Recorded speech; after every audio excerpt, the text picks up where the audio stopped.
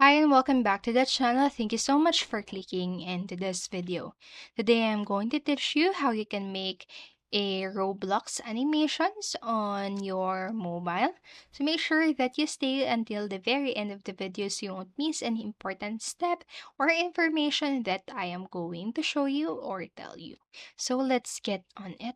The first step, what you need to do is to download Roblox on your mobile and just start screen recording. So to make a Roblox animation on mobile, the application must be downloaded on the device from the Play Store or Apple Store, whatever device you are using, and open the app after it has been downloaded.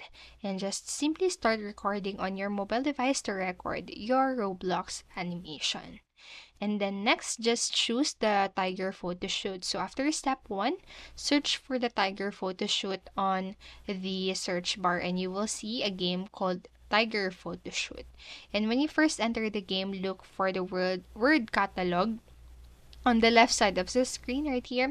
And when you click the catalog, it will display accessories or hairstyles for you to change. So you are free to select any of them, and now you can enter different codes for the accessories in the item ID here field.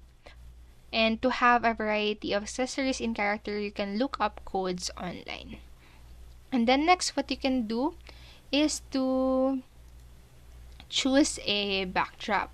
So after you have made all of your selections, the next step is to change the background.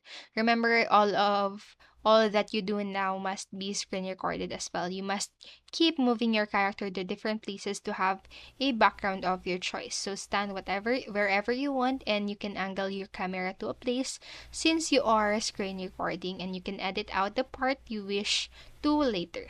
And then after that, just click onto the poses. So choose multiple poses you want to have in the animation.